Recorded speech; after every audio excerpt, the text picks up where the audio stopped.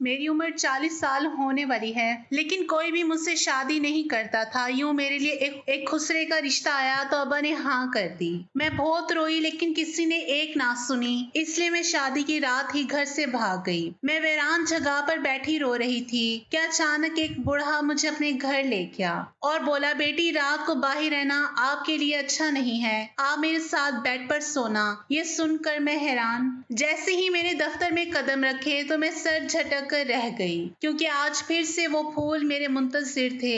फूलों के इन गुलदस्ते के अंदर एक कार्ड भी रखा हुआ था, जिस पर रोजाना कोई नई बात लिखी होती थी। मैंने रोजाना की तरह कार्ड लेकर फाड़ा और डस्टबिन में फेंक दिया, जबकि उन फूलों को मैंने चौकीदार को कहकर बाहर फेंकवा दिया था। ये मामूल पिछले 2 हफ्तों से जारी था और अब तो जैसे मुझे इसकी आदत ही होने लग गई थी कि ये भी एक मामूल का ही हिस्सा है कि मैं दफ्तर में कदम रखूं और कोई मेरे लिए यहाँ पर गुलाब रख जाए। जो कोई भी था, ये वाज़ेह तौर पर मेरा मजाक बनाना चाहता था, इसलिए ऐसा कर रहा था। छुट्टियों के बाद पहले दिन जब मैं दफ्तर आई और चौकीदार ने मुझे बताया कि मेरे आने से 10 मिनट पहले कोई मेरे लिए फूलों का गुलदस्ता लेकर आया है, तो मैं चौंक गई कि भला ऐसे कैसे मुमकिन हो सकता है। गुलदस्ते में मौजूदा कार्ड मैंने लाकर पढ़ा तो उस पर एक ही लाइन थी कि मैं बहुत खूबसूरत हूँ। मुझे वो लाइन पढ़कर बेइंतहा गुस्सा आया और उसी गुस्से में वो फूल और कार्ड बाहर फेंकवा दिए और उसके बाद तो जैसे ये मामूल ही बन गया। रोज वो फूल आते और मैं उन्हें रोज बाहर फेंकवा देती। मेरा ख्याल था कि जो कोई भी वो फूल रखने आता है उसको लाजमी पता चल जाता होगा कि उसके फूलों के साथ मैं क्या करती हूँ। मैंने मालूम करने की बहुत कोशिश की कि ये काम किसका है, लेकिन मुझे कभी पता नहीं चल सका। मुझ जैसी औरत के साथ कौन ऐसा मजाक कर सकता है? चौकीदार से पूछा, मगर वो यही कहता कि मेरे आने से पहले ही ये फूल गेट पर पड़े होते हैं। कभी कभी तो मुझे शक होने लगता कि जैसे वो चौकीदार भी उस शख्स के साथ मिला हुआ है। एक दिन फिर से फूलों का गुलदस्ता मिला। उसके साथ लिखे कार्ड पर एक ऐसी लाइन लिखी हुई थी जिसे पढ़कर मैं दंग रह गई। उसमें लिखा था कि मैं जानता हूँ कि तुम हैरान होती हो, लेकिन आज के बाद मैं ये फूल नहीं भेजूंगा, क्योंकि अब मैं तुम्हें एक ही बार रुखसत करवाने आऊंगा। बहुत जल्द तुम्हारे घर अपना रिश्ता भेजूंगा। रिश्ते के नाम पर तो मेरे दिल के जख्म ही हरे हो गए। ये लफ्ज तो जैसे मेरे लिए बना ही नहीं था। मैं 40 साल की हो चुकी थी, लेकिन मेरी बदसूरती की वजह से अभी तक खानदान में या खानदान से बाहर मेरे लिए कोई भी रिश्ता नहीं आया था और मैं अपने माँ बाप की दहलीज पर बूढ़ी हो रही थी। हमारे खानदान का बहुत ही अजीब रवाज था कि जो भी पहला रिश्ता आता लड़की के लिए फौरन ही उसे हाँ कर दी जाती, क्योंकि हमारे में समझा जाता था कि पहला रिश्ता खुदा की तरफ से इशारा होता है। इसलिए हमारे खानदान में गुनाह समझा जाता था कि इस पहले रिश्ते को इनकार करते। इसी वजह से जो भी रिश्ता आता मेरे माँ बाप मेरी बहनों को उसी के साथ ब्याह देते। मुझसे छोटी बहनों की इसी तरह से शादी हो चुकी थी। हालांकि वो चारों लड़के किसी तौर पे भी मेरी बहनों के काबिल नहीं थे, लेकिन चूंकि मेरे अब्बा का मिजाज शुरू से ही हुक्मराना रहा है और हम उनके आगे बोलने की जरूरत नहीं कर सकते थे, इसलिए मेरी बहनों की चुपचाप रुखसती हो गई। अब्बा ने बचपन से ही हम बहनों पर बहुत सख्ती कर रखी थी। अब्बा ने कभी हम बहनों को गैर जरूरी बाहर नहीं निकलने दिया, बल्कि हम लोगों को तालीम भी मुनासिब ही दिलवाई थी। मैट्रिक के बाद हम सब बहनों को घर पर बिठा लिया जाता था और जैसे ही कोई पहला रिश्ता आता फौरन ही बेटी को रुखसत कर दिया जाता। मैं बहनों में दूसरे नंबर पर थी, लेकिन अब तक मेरी बदसूरती की वजह से मुझे बहुत कुछ सहना पड़ा था। मेरे साथ मेरे घर का रवैया थोड़ा मुख्तलिफ था, क्योंकि वो जानते थे कि मैं एक बदसूरत लड़की हूँ, तो कोई भी मेरी तरफ तवज्जो नहीं देगा, इसलिए मुझ पर इतनी सख्ती भी नहीं थी। इसलिए जब मैंने मैट्रिक कर लिया तो काफी सालों के बाद जब रिश्ते आने की उम्मीद नहीं बनी, तो मैंने आगे दोबारा तालीम हासिल करने की कोशिश शुरू कर दी।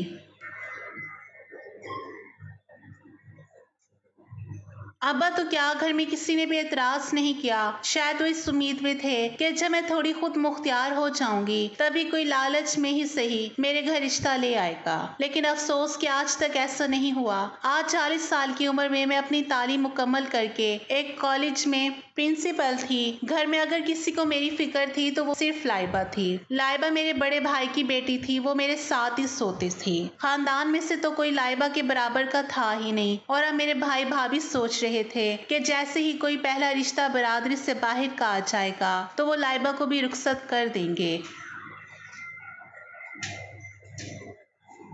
رہی میں تو اپنی بدصورتی کے ساتھ سمجھوتا کر چکی تھی اور میں نے یہ تسلیم کر لیا تھا کیا میرا کبھی کوئی رشتہ نہیں آئے گا اور نہ ہی کوئی شادی ہوگی، اور میرا کبھی کوئی رشتہ نہیں آئے گا اور نہ ہی کوئی شادی ہوگی، اور میں ہمیشہ اس گھر میں رہوں گی۔ تو اب یہ کون میری پرسکون دنیا میں ہلچل مچانے آ گیا تھا؟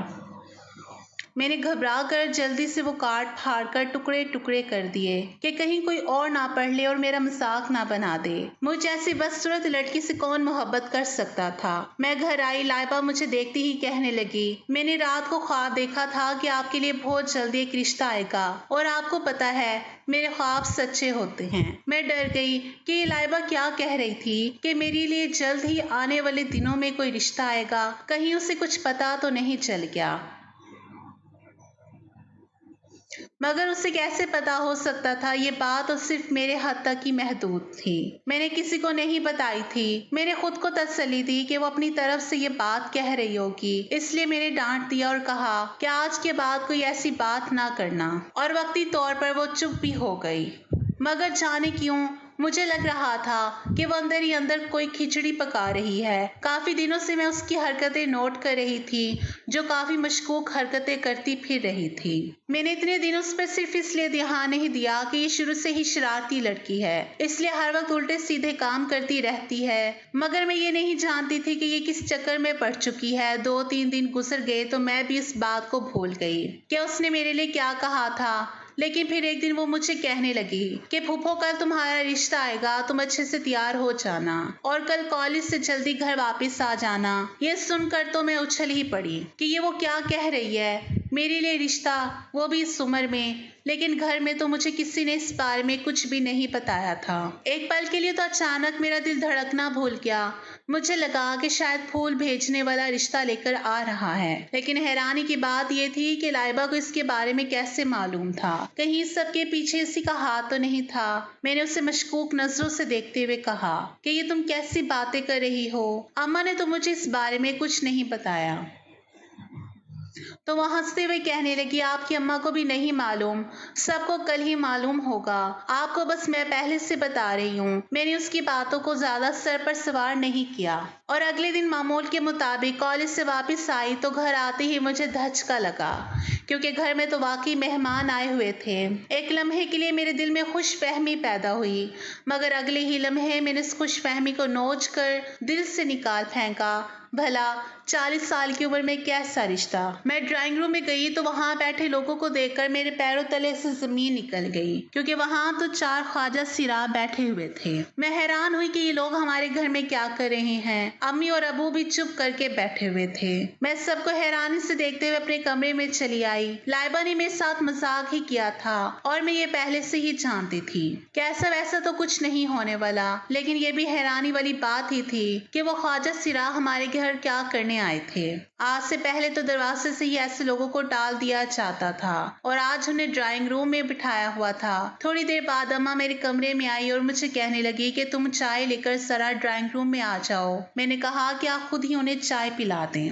تو اماں کہنے لگی کہ وہ لوگ تمہارے رشتے کے سلسلے میں آئے ہیں۔ یہ سن کر تو میرے سر پر قیامت ہی ٹوٹ پڑی۔ میں نے کہا، آپ کیسی باتیں کر رہی ہیں؟ میرے لیے خواجہ سراہ کا رشتہ آیا ہے؟ یہ سن کر مجھے یقین ہی نہیں ہو رہا تھا۔ ٹھیک ہے، میں بہت بدصورت تھی اور کسی کے معیار پر بھی پورا نہیں اترتی تھی، مگر میں اتنی بھی بے وقت بھی نہیں تھی کہ کوئی خواجہ سرا میرے لیے رشتہ لے کر آ جائے۔ اماں کہنے لگی، ہم کیا کریں، ہم تو مجبور ہیں۔ تم جانتی ہو کہ اس گھر کا رواج کیسا ہے اور تمہارے لیے یہ پہلا رشتہ آیا ہے تو ہمیں قبول کرنا ہی ہوگا۔ میں نے نیچے جانے سے صاف انکار کر دیا اور کمرہ بند کر لیا۔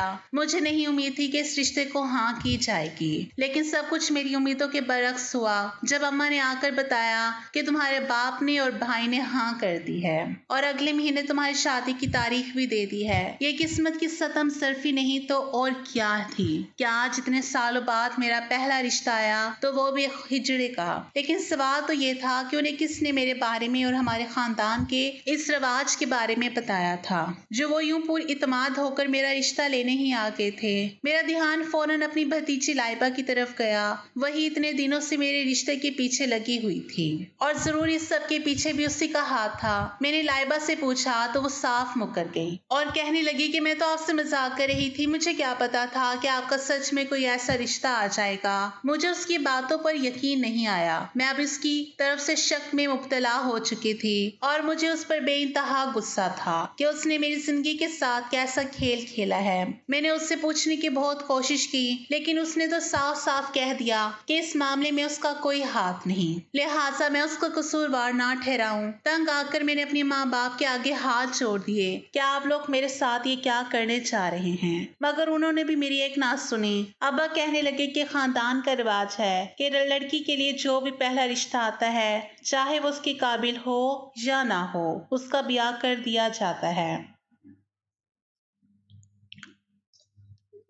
جب ہم نے باقی بیٹیوں کی دفعہ یہی کیا تھا تو تمہاری دفعہ بھی ہم یہی کریں گے۔ میں بہت روئی، گڑ گڑاتی، تڑپتی، لیکن میری فریاد کسی کام نہ آ سکی، اور شادی کا دن قریب آ گیا۔ مجھے زبردستی دلہن بنا کر میرا نکاح کر دیا گیا اور مجھے زبردستی اسی ہجڑے کے ساتھ رخصت کر دیا گیا جسے میں نے کبھی دیکھا بھی نہیں تھا۔ میں نے سوچ لیا تھا کہ مجھے کیا کرنا ہے۔ میرا پلان یہ تھا کہ جیسے ہی وہ ہجڑا کمرے میں داخل ہو کر میرا گھونگھٹ اٹھائے گا تو میں فوراً ہی اس پر حملہ کر دوں گی اور اسے بے ہوش کر کے یہاں سے بھاگ جاؤں گی۔ میں گھونگھٹ نکال کر اس کے انتظار میں بیٹھ گئی۔ تھوڑی دیر بعد کمرے کے دروازے پر دستک ہوئی اور وہ اندر داخل ہوا۔ جیسے ہی وہ میرے سامنے آ کر بیٹھا اور میرا گھونگھٹ پیچھے ہٹایا تو میں بھرپور شدت سے اس پر وار کرنے ہی لگی تھی کہ اچانک چونک کر رک گئی۔ اس کے چہرے پر نظر پڑتے ہی میں اپنے سارے ارادے بھول گئی، کیونکہ میرے اوزان خطا ہو گئے تھے۔ میں اس شخص کو پہچانتی تھی۔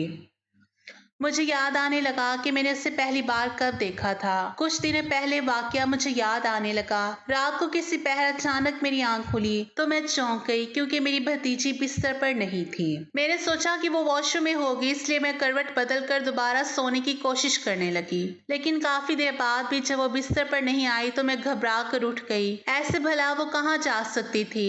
میں اسے ڈھونڈنے باہر چلی گئی، لیکن باہر بھی کہیں وہ مجھے نظر نہیں آئی۔ میں نے واش روم میں بھی دیکھ لیا، لیکن وہ وہاں پر بھی نہیں تھی۔ میرے دل میں عجیب و غریب وہم ستانے لگے کہ میں نے اچانک چھت پر ایک سایہ سے دیکھا، شاید وہ چھت پر تھی۔ میں بھاگتے ہوئے چھت پر آئی تو میرے شک کی تصدیق ہو گئی۔ وہ وہیں تھی، لیکن وہ اکیلی نہیں تھی، بلکہ اس کے ساتھ وہاں کوئی اور بھی موجود تھا۔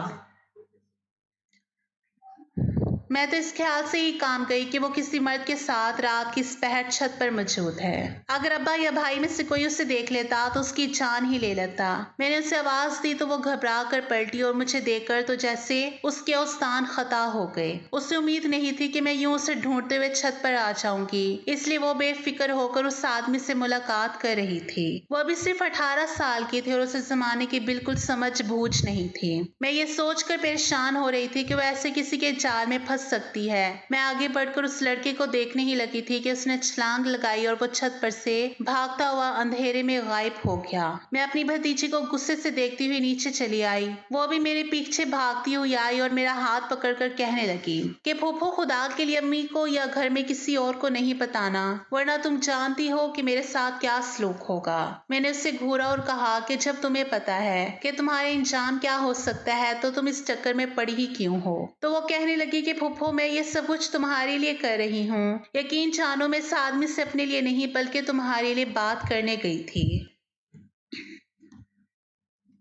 یہ کیا بات ہوئی؟ رات کے اس پہر وہ چوری چھپکے اس آدمی سے مل رہی ہے، اور وہ بھی اپنے لیے نہیں، میرے لیے۔ میں نے جب وضاحت مانگی تو کہنے لگی کہ تمہیں آنے والے کچھ دنوں میں خود ہی پتہ چل جائے گا۔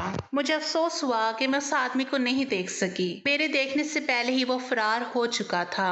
اگر میں اسے دیکھ لیتی تو اسے سمجھاتی کہ وہ آئندہ میری بھتیجی سے کوئی تعلق نہ رکھے۔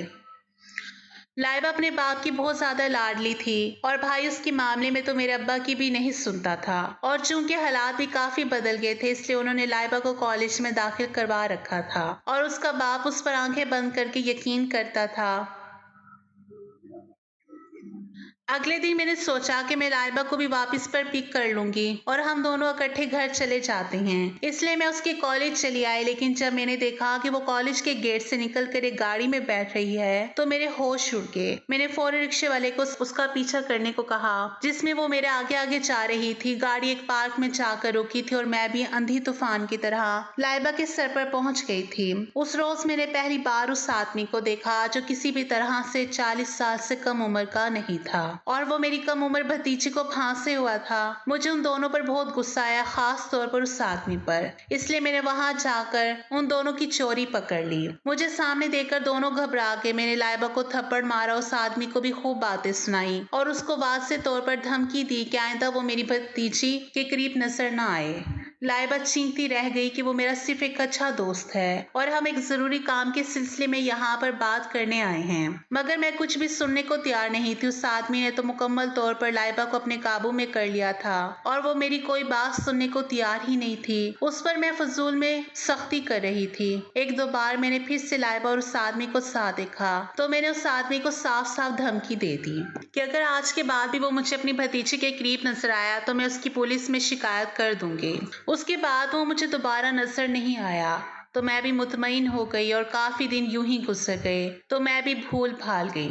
लेकिन अब मैं चूंकर मासी से हाल में वापस आई। ये शख्स जो सामने दुल्हा बना बैठा था, ये तो वही था जो लाइबा के साथ मोहब्बत का खेल खेल रहा था। फिर इसने मुझसे क्यों शादी की और ये क्या वाकई में एक हिजड़ा था। मैंने उससे कहा, तुम कौन हो, अपनी असलियत बताओ। एक तरफ तो तुम मेरी भतीजी को धोखा दे रहे थे, उससे मोहब्बत के दावे करते रहे हो और अब दूसरी तरफ तुम मुझसे शादी कर ली।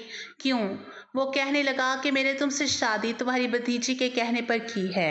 मैं कौन हूँ कौन नहीं, मेरी असलियत क्या है, तुम्हें इससे कोई मतलब नहीं होना चाहिए। तुम्हारे लिए तो अच्छा हो गया है कि तुम्हारी शादी हो गई है। मेरे तो होश ही उड़ गए कि वो ये क्या कह रहा है। क्या वो और लाइबा मिले हुए थे? आखिर लाइबा ने मेरे साथ ऐसा क्यों किया?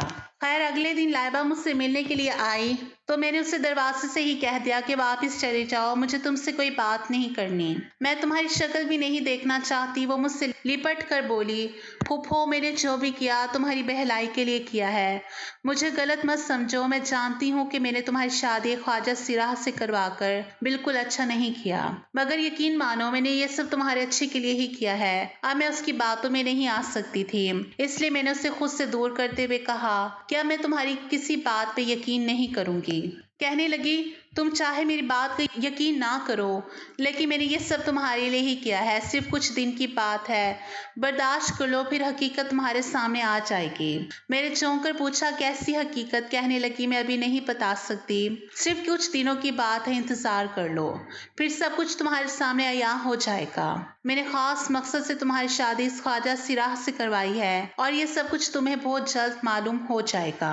वो तो ये कहकर चली गई, लेकिन मुझे वसवसे और परेशानी में डाल गई। मैं जानती थी कि वो मुझसे बहुत मोहब्बत करती है और कभी मेरे साथ कुछ गलत नहीं कर सकती। वक्ती तौर पर मैं उससे बदगुमान हो गई थी, लेकिन अब मुझे ऐसा लग रहा था कि जैसे उसने ये सब कुछ किसी खास वजह से ही किया होगा। थोड़ी देर के बाद मेरा ख्वाजा सिराज शोहर अंदर आया और मुझे कहने लगा कि तुम अपनी भतीजी से बददिल ना हो, उसने जो किया है अच्छा ही किया है। इस काम में मैंने उसका साथ दिया है और मुझे इस पर कोई पछतावा नहीं है।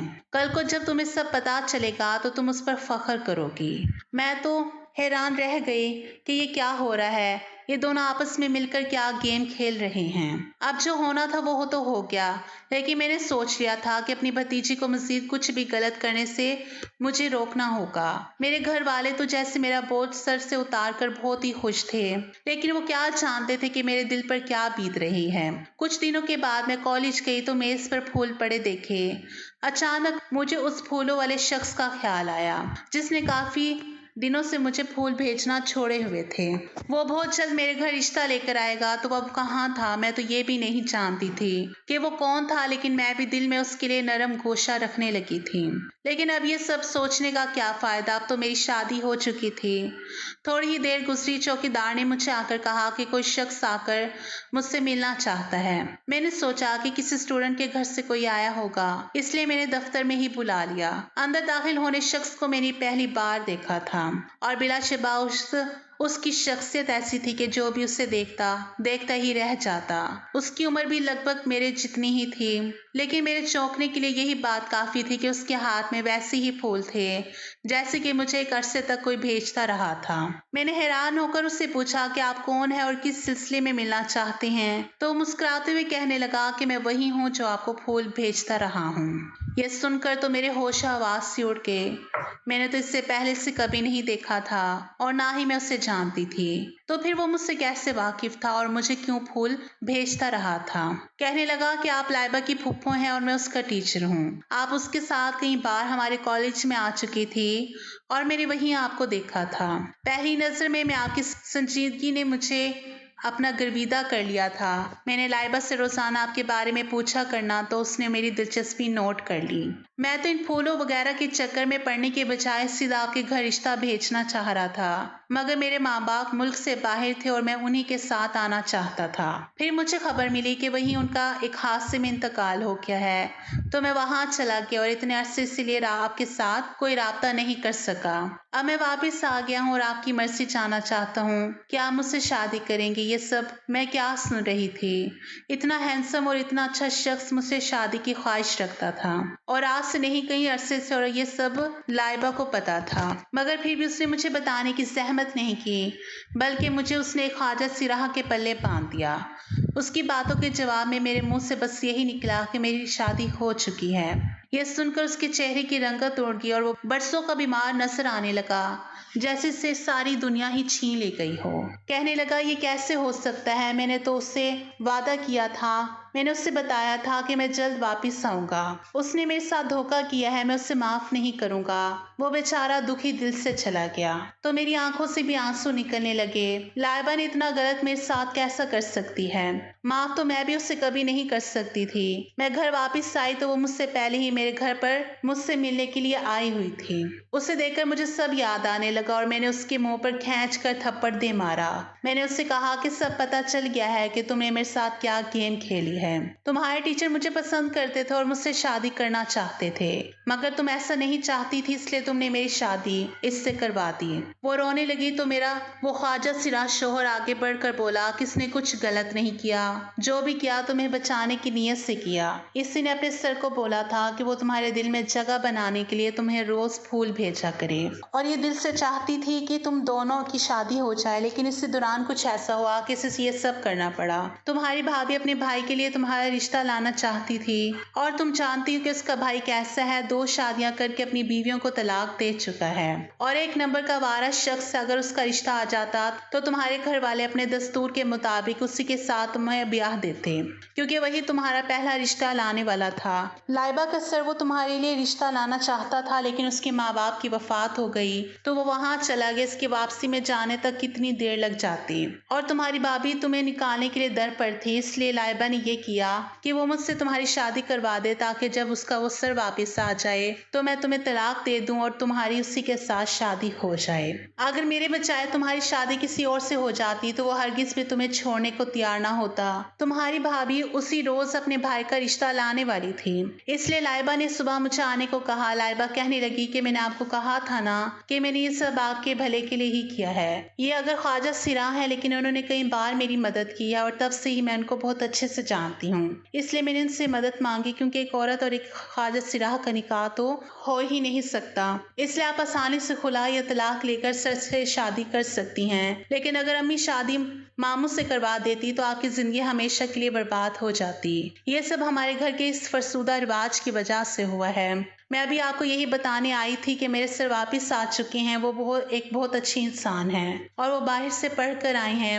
ان کے نزدیک ظاہری خوبصورتی کچھ معنی نہیں رکھتی، اس لیے جب انہوں نے آپ کو دیکھا تھا تو اسی وقت آپ کو پسند کر لیا تھا۔